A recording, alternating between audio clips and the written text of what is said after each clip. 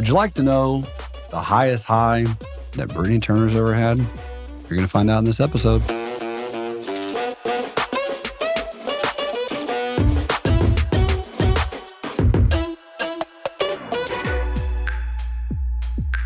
Britnie, I'm going to do my best to never hurt your feelings again. Don't do it. And if I did, and you had to heal from me hurting your feelings, would you ever use plant medicine to heal from such a journey? I would have to, because you hurt my feelings so bad by not telling me you sold real life trading. I'm hurt. I'm hurt. It's okay. We were closer than this. Love you. I'm going to withhold some big secret from you and then blast it. Yeah. Season 7. Only, yes, exactly. I had another kid. Another kid didn't tell you. Too bad. Season 7. That's why I found out. You'll all know. You would all know. I will say this. I've done plant medicine, but let me give you a quick take. This is an interesting one. Mm-hmm. Before we go really into it and just talk openly about it. You think they're ready, though? Yeah, people are ready. They're excited.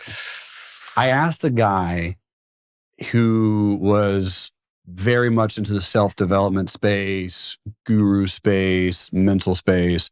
I was like, hey, man, what do you think about plant-based medicine? And he goes, medicine is for people who are sick. So he goes, if you need something because you have some sickness, it's great. But if you take it recreationally, very different. It's a whole different thing. Totally different. And that was interesting when he said, hey, it is a medicine. It can heal you if you have trauma, if you are sick, if you need to see a doctor. What better doctor than Earth? But ultimately, if you're using it just because you want to escape and you think your life is hard and you want to kind of relax at night, and so you're always doing drugs to escape, it's two totally different paradigms. Would you agree to that? I would absolutely agree. As somebody who has never done any psychedelics or plant medicine or drugs, period, recreationally, I don't really know what that experience is like. And so that would be very foreign to me. And I don't know, something I've never been interested in. Sure. And, I had a... Never? Like you're never like curious about it? Honestly, at 12, there's a piece of my story I never talk about. Oh.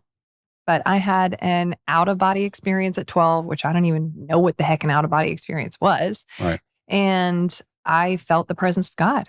And there is no higher high than the all-consuming love of God in every single molecule of your body. And it was so beautiful and experiential. And it changed my entire life that I've never been interested in just doing a drug. And so, I don't know, that was like my pro tip is having that. Yeah. But when it comes to plant medicine, we're going to talk about it today. And we're ready. Haters, we know you're out there. Yeah. But don't be closed-minded, because I am not somebody that's ever been willing to even think about exploring something like this, because I just labeled it as freaking druggies. I just did. Yeah. And so we got into Heal the Heroes, which is our healing program for veterans and first responders. So remarkable. And everybody and their mom was like, what about ayahuasca? What do you think about ayahuasca? What do you think about this? What do you think about that? And I didn't have an opinion on it. But I've heard over and over again how healing some of these experiences could be for these soldiers and warriors and heroes. And Jerremy and I are very, very interested and open to learning what can help serve these men and women who come to us hungry and really needing something to help them want to live. Many times they are extremely suicidal. And so we're not going to turn something away that we're hearing is working. And before I tell people no, just because it sounds like a drug to me, we said, let's go try it very quietly. Let's not announce it, but let's go somewhere that it is legal and let's do this experience. And it was actually one of the most impactful things I've ever done in my whole life. He tried ayahuasca and I tried psilocybin, and I can't even tell you how judgy I was before the experience, and just like, my heart was just like, ugh. I'm gonna pause there for a second. Let's stay in that the judginess. Yes, right? so judgy. Because you don't judge people like you, but the experience of what you were doing, like why were you judging? I never wanted to be somebody that did a drug. And obviously before we even went down there, we started studying like the different types of things. Why would somebody do this? What does it help with? What are the risks? What are the kinds of how does it work in your body? What is this? Because I've never even looked into it. I've been so busy my whole life. I don't have time for this. And so understanding it was really helpful, and where it came from, why it works, what does it do? And I've been able to witness a different level of healing in specifically veterans that we work with. Yeah. You just get a different perspective on life. Mm. And the best I can explain it in a therapeutic healing setting and intention is each journey is different, I think. It really is. But it takes you out of this perspective. And what I at least went through is got to see my whole life with a totally different view. And I, with my own hands, with like a giant knitting needle, got to sew up parts of my heart that I didn't even know were broken. It was so profound. And so what I'll share on this podcast, I'm going to go through my whole experience, is if there are things you just can't reset in your mind, like we're talking about, if healing really is taking it from this box of pain and moving it into this box of purpose, if there's things that you're struggling with, look into these things. If you if you're bipolar, I don't think it's something that you can do. I think there's certain types of plant medicines you definitely can't and shouldn't do for some way it reacts with the brain for whatever reason. I'm not an expert at all, but there are people who are experts that can guide you into thinking through what kind of experience would be right for the healing you're searching for. But it's not something, like I said, I'm willing to do on the island or wanting to do myself right now and really promote, because I don't fully understand it. I don't understand it fully spiritually. I don't understand it fully scientifically, but I don't understand how planes work. I don't understand how cell phones work. But I do know they work. And when you are searching and you are desperate to find a different perspective on your life, that is something that I'm seeing working really well for people who are just seeking that healing. Yeah. We had somebody on our team that just, God bless, he looked like the most angry person in the world every day on the team meetings. And he went on one of these retreats for veterans. Gosh, what did he do? I can't remember which one he did. And he came back and he looked like Jesus. And one of the team members were like, man, you were looking real murdery right before you left, but you have a totally different entire essence and energy about who you are and showing up to the table. Yeah. He is a different person from just a few days of going through that. And so, again, it really is just soul searching for you, again, in my experience, to see what needs to go. I've seen people that have been addicts for 30 years break it off in one day and never been interested in it again. Alcohol, all kinds of stuff. Yep. And so, what's been your experience with it? Yeah, it's a great question. And I think for me, I'll say this, you're absolutely right. I heard you say the word study. Study this, people. Like, learn, understand. Don't go into something totally blind, hoping for an amazing transformational experience, because there can be negative situations and circumstances that can arise. I'm the Michael Phelps of psilocybin, so I'm retired. Oh, gosh. Yeah, I'm retired, but I have my gold medals. But did you do it in a therapeutic healing setting, or were you doing this recreationally? I did all the settings, all the ability. I did all of them. Was it for healing? I didn't know at the time, but it does eventually heal you, right? I mean, because it reveals. The truth is, with plant medicine will reveal to you what you need healed. And very, very often it can also do the healing, but that's only if you're ready for it and you know that you need it. So for me, I think that and to Britney's point, Britney has done so much external work. You have done so much healing. You've gone through so many exercises, right? And working with people and understanding and reading and books and pouring into devotion and prayer and silent retreats that you've hosted on the island. Like, you've done a lot of work before exploring that route. Oh, yeah. Yeah. And I will tell people that's really the approach, is go and spend time on yourself, with yourself, before yourself, for yourself, before you go explore this journey. Because my take is this: very often, if you start engaging in plant-based medicine will get you exactly where you want to go, but you'll never be able to go to the same place twice. Mm. And it is a very, very difficult bridge because when you go there and then when you return, that bridge gets burned forever. And the bridge is no longer in existence. So you can't go back to that exact same experience. That's very often what people will get stuck in a loop. They'll get stuck in a loop because they want to go back to that exact same amazing experience and they never can. However, if you do a lot of breath work, if you do a lot of meditation, if you do a lot of the inner peace journey, the writing, the sitting down with your There's other soul, ways to process things, what you're saying. tons of other ways to process it. You can go back to the exact same experience. You can have the exact same feeling. You can do all that. You can replicate that very, very frequently. But doing it from an ayahuasca standpoint or a bufo standpoint, those can easily be abused as well.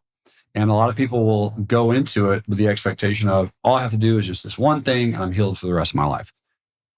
You might be, but it's extremely rare. Just for the record, people are not usually abusing freaking ayahuasca or bufo as like an addiction at all. But I would say the way he's contextually using it is to believe that this one thing will fix you when a thing can't fix you. It is always us that has to continue the commitment to our healing journey. There can be tools that are helpful, just like, you know, plowing a field with a tractor versus a shovel. It's going to be faster, but yes, it's still you holding that tool. Yeah, exactly. And what's amazing is there's a really great book by a guy named Dr. Bruce Lipton. I believe the book is called Biology of Belief.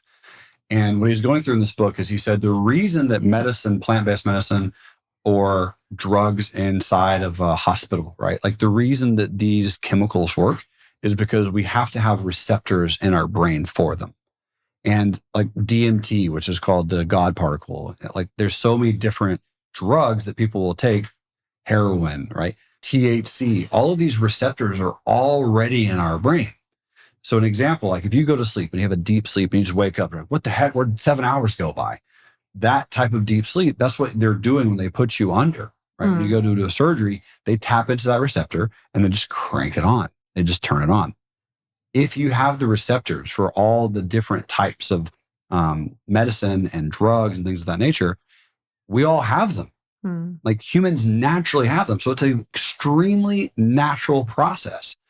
Is when you're ingesting and taking, let's call it psilocybin, the reason that it works so well is because we have the designed receptors in our brains to receive it anyway. Meaning, it's perfectly natural. It's okay. It's reasonable, but that's the reason that it works. And some people, like me, I have really, really good receptors for certain ones. So I can never do THC ever again because my THC receptor is really good. And so if I ingest or interact with marijuana, it's a whole different ballgame for me than it is for most people, right? Most people do it recreationally. They have a good time. It'll put me under for like 5 days. I'll be comatose, like ICU, like level, can't do anything. But the point, I had to find that out one way, right? So I found that out and I had to explore that journey. And I had to understand that the plant-based journey that a lot of people go on, if you do it from a healing perspective, it's so much better. It's so much more enjoyable. You get so much more impact. You get so much more healing. And I truly believe that one of the best ways to interact with a feeling of God is to interact with psilocybin at some point in your life, even if you just do it once. And once, a lot of times is all you need. You will and can experience and interact with the vibration, the frequency, the energy of what people would feel or know as God when you do psilocybin. Which is crazy. Now, what I don't like that you just did is you mix freaking heroin and cocaine and all these things into what we're trying to say is like healing methods over here, just for the record, because we're recording. We are not telling you guys to go do a bunch of drugs. We are saying that there are breakthroughs in science. There's breakthroughs in healings. There's breakthroughs in therapies. And it is worth looking into it. How can you start? Again, I'm never going to tell somebody to go do something recreationally. I just think you're not a pro. You don't know what you're doing. You can get really hurt. Depending on your receptors. But exactly, there are some people who are professionals that can walk you through different processes to help you heal. And the big thing, I've only done the one thing, and that different perspective on my life has totally transformed the way I go about everything. I mean, I'll give one share. As I watched my entire life go by, which was really interesting to see. There's this one place in high school where I was sitting on the bleachers and I guess something happened that I I always thought like I was wrong because I was such a different girl. I've always been such a different girl. I never cared about the shoes and I never wanted to be a boy, but I was never fit in the box of the basic normal girl, at least in South Carolina in high school where everybody was this just dainty flower person. And I thought in my heart always that I was wrong. I was fundamentally broken in my very essence. And in this experience, I saw God made me as this warrior, feminine, divine. And it was like a totally different person, type of person brought to earth to do different things, to break through barriers that females have never been through. And it's not like I think I'm so incredible, blah, blah, blah, blah. But that was what I saw in the vision, was not that I was broken, but that I was beautifully and wonderfully made for something different. And that level of acceptance was so, I mean, what if you just walk around every day believing you're fundamentally broken? And so, especially subconscious. Oh my, I had no idea that he was, I would never have actually consciously known that there was an experience in high school that made me believe something like that, that has carried with me my whole life. And so there's some really cool perspectives that I've seen people go through, and our operators, I've actually watched it with the kind of darkness that they have gone through. And, you know, suicidal thoughts, like I've said many times, they don't go away. They just, you get better tools at beating them. And when some of our operators I've seen just go through darkness after darkness and their own childhood trauma, and I mean, war trauma, everything. It's just been such a painful life for them. They can't get past it. And they've been trained to bottle it so much that I've watched these treatments save their life. And again, I've never talked about this publicly. It's my very first time. I've never put it on any platform. Season 6. But it has been a really cool thing to start learning about, and something that we want to keep learning about because we are committed to this journey of healing. And learning the pros and cons, because there's definitely pros and cons. And I actually got, if you're the gold medalist of psilocybin, and I've done it once, it was really interesting for me to hear plant medicine will reveal what you need to heal, because that's exactly what it did. That's exactly what it did. And I also, I just got to really, I feel like I did get to understand God at a different level, which was interesting. I did not expect it to be a God experience. No, most people don't. I did not, but there's something worth exploring there. Yeah. And some fun research for our amazing listeners. There's a great documentary on Netflix called Fantastic Fungi. Oh. And it goes through and describes and just discusses like mushrooms, but not necessarily only psilocybin mushrooms. It goes through all the different types of mushrooms. Like, it's obviously people can eat mushrooms. And it just discusses in a really, really unique and educational way how fungi is, how it works, what a fungus is. It's really, really fascinating stuff. But one of the things that you're going to like about this is the bottom of a fungi looks exactly like a brain's network. Yes. It is. Yeah. Yes. It's so cool, so bizarre. And they mentioned that all of the fungus on this earth is connected under the earth. And there's this giant network. And when you zoom out, that network looks again like the human brain. And it's just so wild to think. And now, again, you start challenging long held beliefs. And it's going to poke some holes in some things that you might have taught. It's crazy how it's all connected, and how it's just the infinite with the finite. Like, it's just so, there's another one. This is the one we watched before we went, and it was How to Change Your Mind. That's another one. Oh, cool. There's a bunch of different, it goes through all the different types of psychedelics, where they came from, pros and cons, how they've been used historically, how they're being used now, how they took things like that could be really dangerous in party settings and turned them into something that's legal to be used and administered by doctors. And so just worth looking into. It is the future, guys. It's actually one of the #1 travel trends in the whole world right now. Oh, it's huge. It's crazy. People traveling to Costa Rica, Dominican Republic for ayahuasca retreats. Massive. Just these kind of healing journeys. People are, and when it shows me, because I actually tried to do the ayahuasca and I threw it up immediately. And they said, "You're not ready. The medicine knows." And I was like, the fact that you can die from ayahuasca, I was not willing to die. I didn't have a kid at the time, But all I could think about was all these ponies aren't going to have anybody to make sure they're taken care of. And so I'm not going to risk my life for an experience. And I just wasn't. I didn't need the healing that bad personally. But what I'll tell you is what I'm seeing beyond this trend. Yeah, tell me. That'd be fantastic. Is the hunger for healing.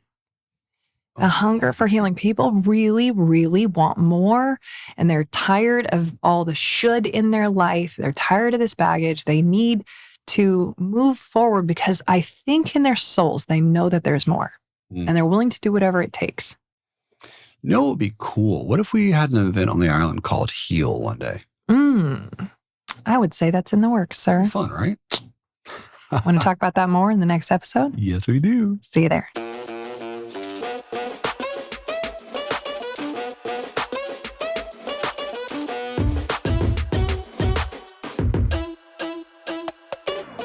If you are loving this podcast, you will love Jerremy Alexander Newsome's new podcast and my new podcast, Force for Good, where we're going to walk you through how you can become a force for good. How do you gain the clarity? What were the steps in which I did it in my own life, and how you can go from where you are to where you want to be, living this beautiful life of impact and ending suffering globally with your one chance on earth. Listen to Force for Good, my new podcast. Go to broketoawoke.com to find it.